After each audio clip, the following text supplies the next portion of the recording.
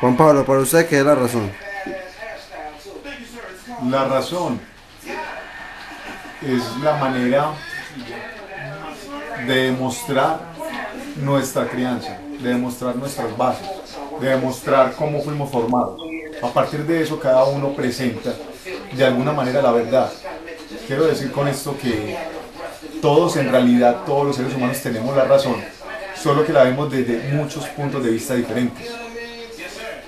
La verdad y la razón, todo el mundo la tiene. Álvarez, docente de tecnología informática en grado 11.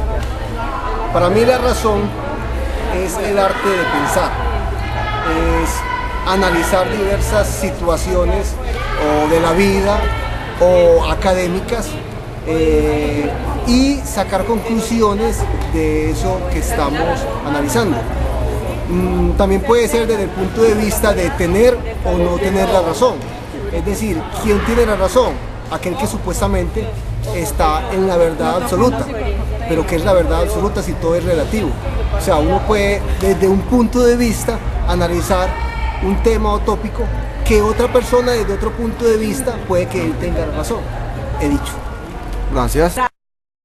Juan Guillermo, para usted, ¿qué es la razón? Bueno, yo diría que la razón es como tener la posibilidad de razonar, de inferir, de deducir y de analizar situaciones. Gracias.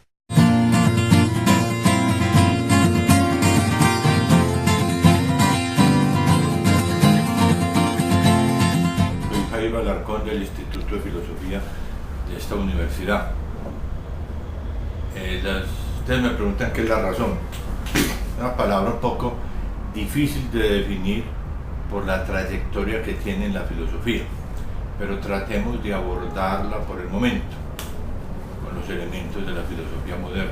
Ante todo, razón significa la capacidad de prever situaciones futuras sobre nuestra acción, cuáles son las consecuencias de esa acción, si son deseables o no son deseables y por qué son deseables. Razón, entonces, en un primer momento quiere decir aplicar un cálculo de probabilidades a nuestra acción para ver si las consecuencias convergen. En una segunda instancia, razón significa también lógica, es decir, que nuestras acciones no sean contradictorias y que no hagamos una cosa y prediquemos otra. Esa lógica está fundamentada en las posibilidades que el ser humano tiene para controlar su acción.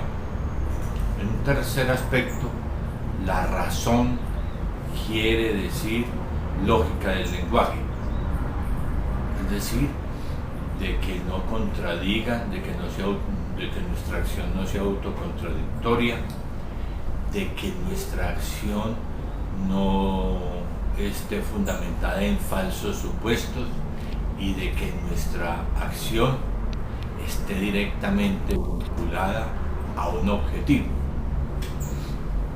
La razón también se dice el logos. El logos es el entendimiento, o sea, la capacidad que tiene todo ser humano de ser primero un juez moral, de discernir lo que es apetecible de lo que no es apetecible, en última instancia de lo que podemos desear y lo que no podemos desear, lo que es bueno y es malo.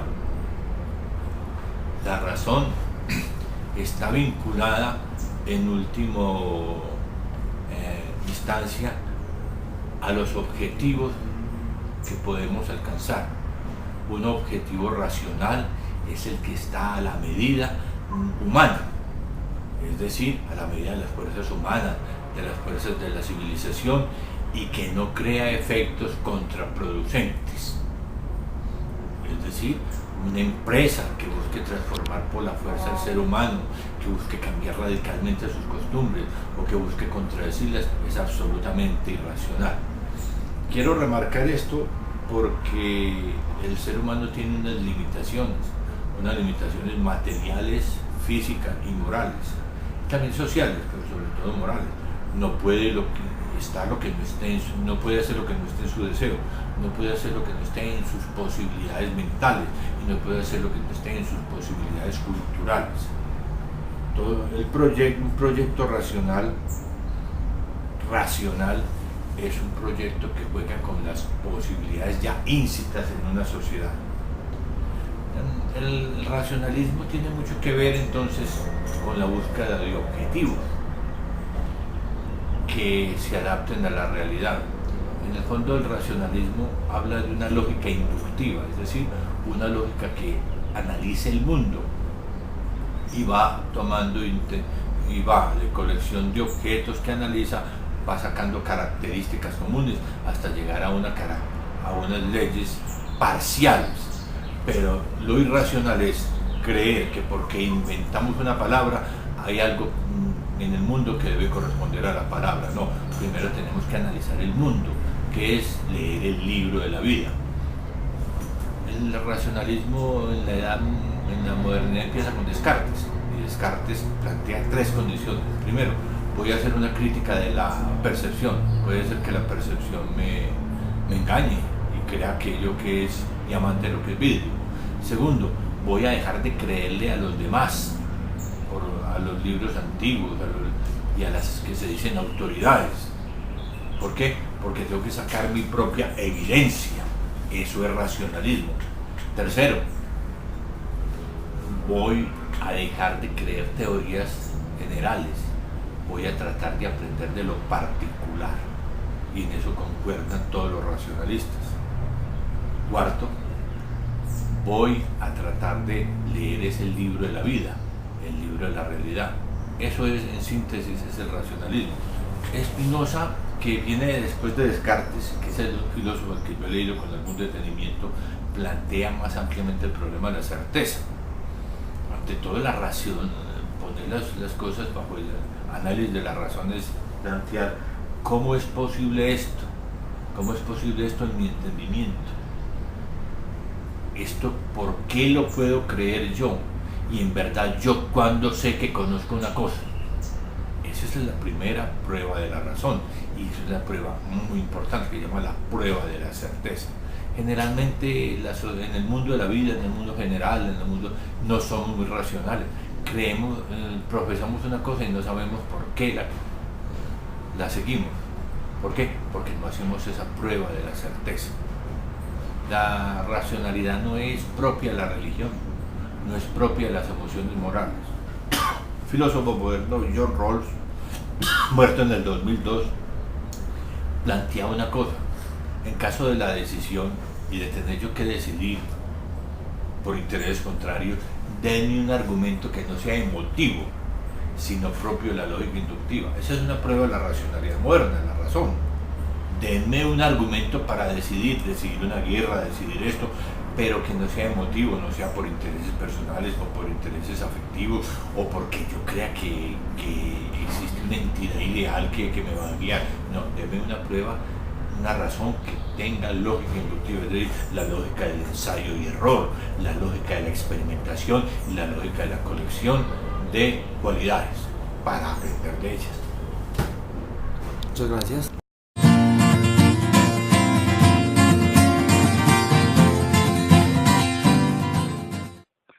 Blaise Pascal, ni demasiado ni demasiado poco. Guerra intestinada del hombre entre la razón y las pasiones. Si no tuviera más que la razón sin pasiones, si no tuviera más que las pasiones sin razón. Pero, al tener lo uno y lo otro, no puede estar sin guerra, pues no puede tener paz con lo uno sin tener guerra con lo otro. Así, está siempre dividido y opuesto a sí mismo. Esta guerra interior de la razón contra las pasiones ha hecho que las que han querido tener paz se hayan dividido en dos sectas. Unos han querido renunciar a las pasiones y llegar a ser dioses, otros han querido renunciar a la razón y llegar a ser bestias. Pero no lo han conseguido ni unos ni otros. Y la razón permanece siempre que acusa la bajeza y la injusticia de las pasiones y que turba el reposo de las que abandonan a ellas. Y las pasiones están siempre vivas en las que quieren renunciar a ellas.